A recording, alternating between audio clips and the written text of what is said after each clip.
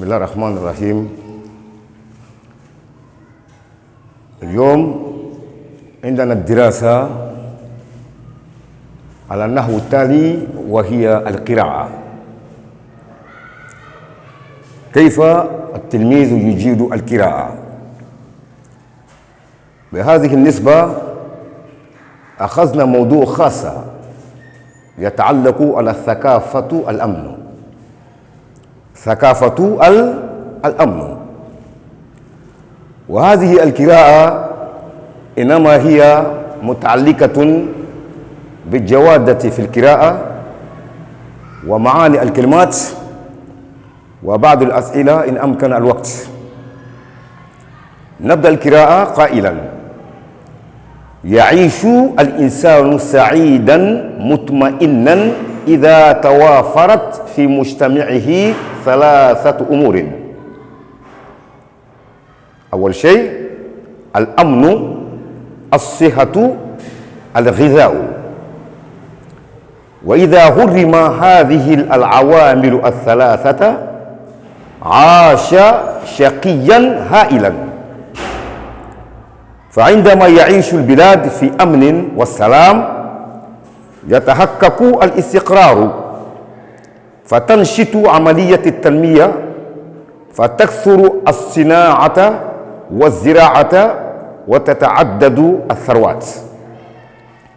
هذا كان النص المتعلقة بثقافة الأمن. Qu'est-ce qu'on veut dire par là?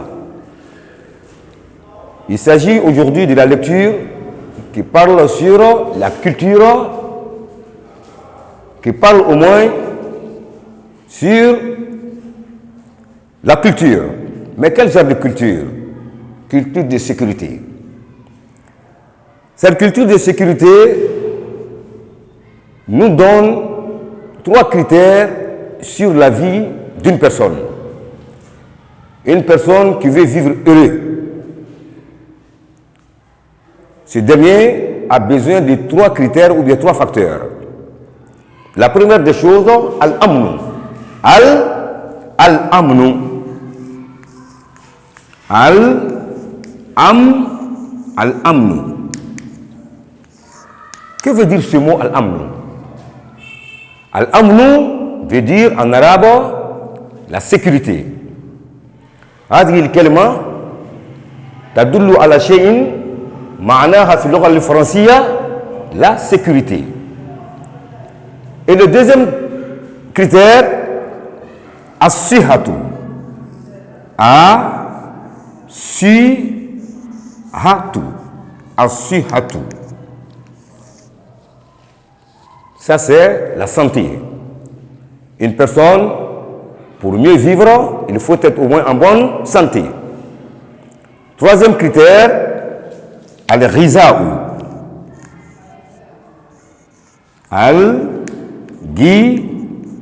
Al-ghiza'u. Ghiza'u, ça c'est la nutrition. C'est que nous avons trois critères ici pour qu'un être humain vit heureux. C'est que ya'ishu al-insan sa'idan mutma'innan. Le mot heureux en arabe, on l'appelle sa'idun.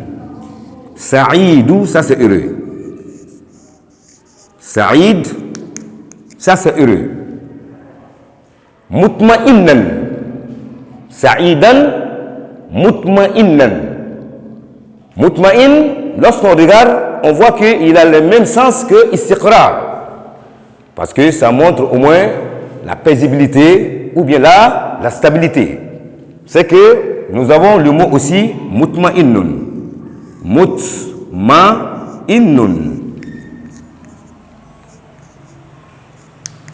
Mutma'innun. Mutma'innu veut dire tranquillité ou bien être paisible. Maintenant, lorsque nous voyons cette sens de ces petits mots, nous allons voir un mot que nous appelons shaki. Shakiyun veut dire malheureux. Ça, c'est le contraire du mot sa'idun. Le contraire du mot sa'id, ça veut dire shakiyun.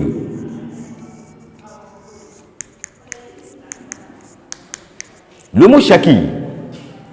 Quand est-ce que le mot Shaki apparaît dans le texte?